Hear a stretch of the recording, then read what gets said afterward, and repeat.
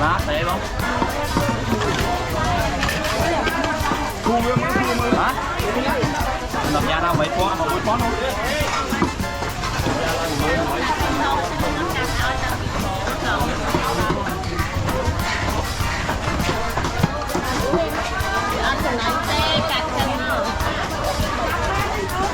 mấy con mà nó con nhưng mà tôi luôn thao phê rồi sao con thì anh nó chết năng đá năng con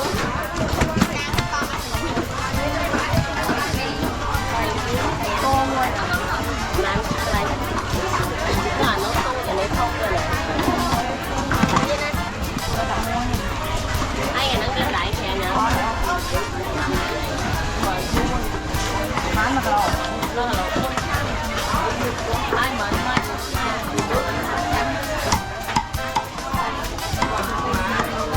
hai bà nhỏ mua hay mà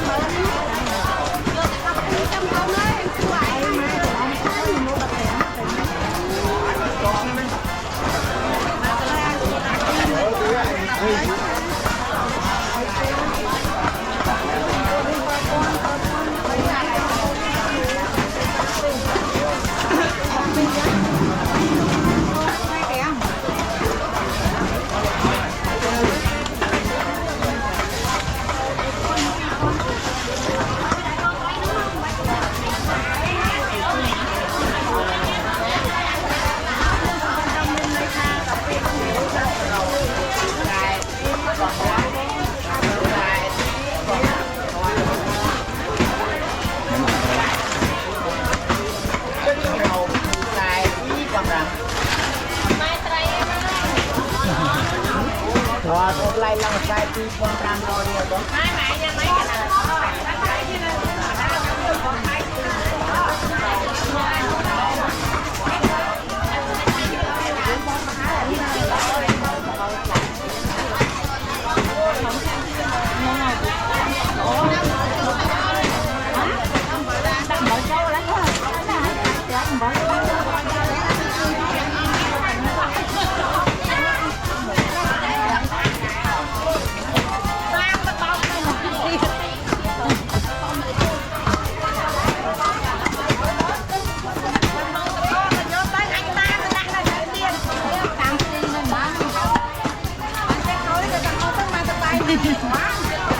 mai nữa rồi bên nào thuê lại về nhóm đây này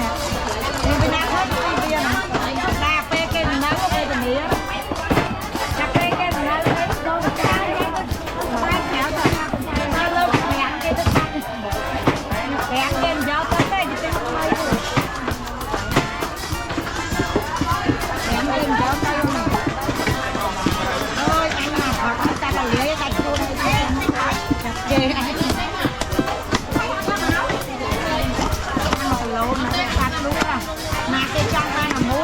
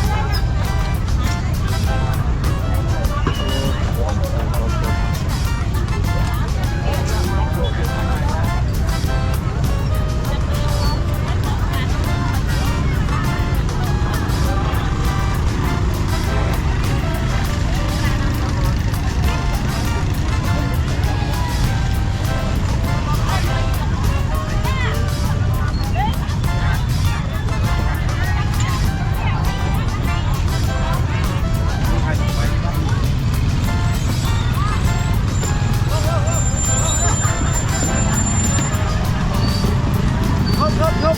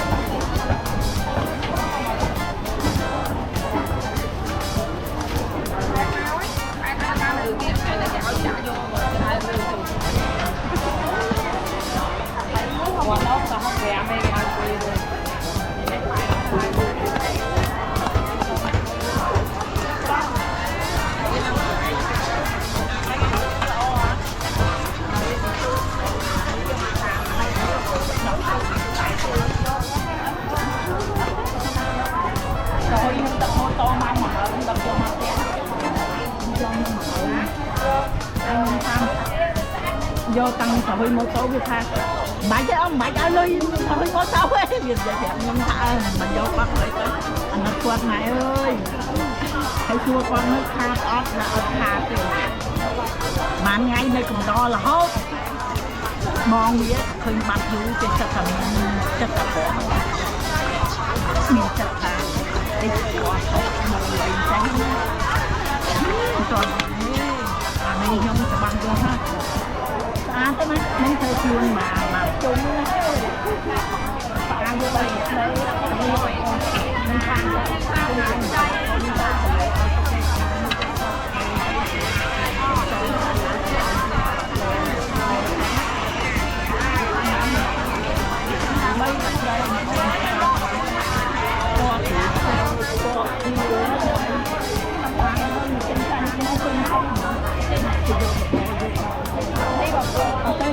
không phải mua trong tay vai là nhiều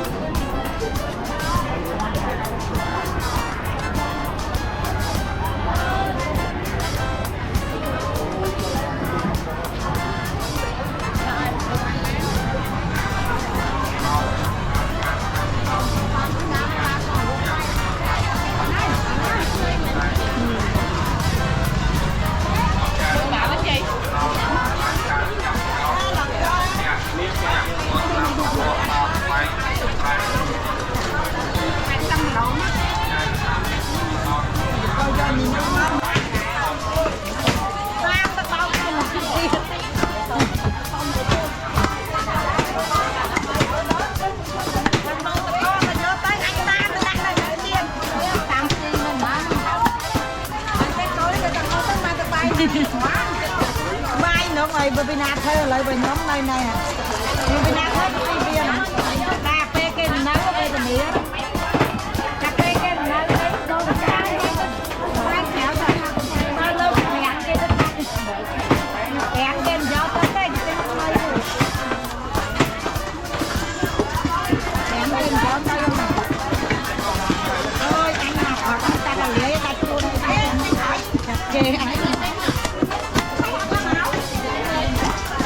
lâu mà phát luôn là mà cái trang tay là mố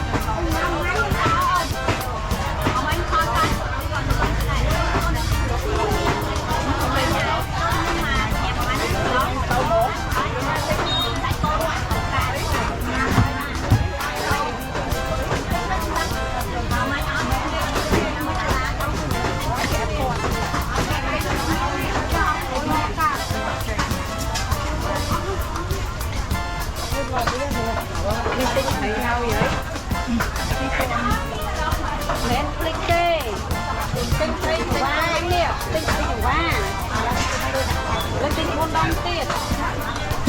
Lên tinh quá đi, có lúa.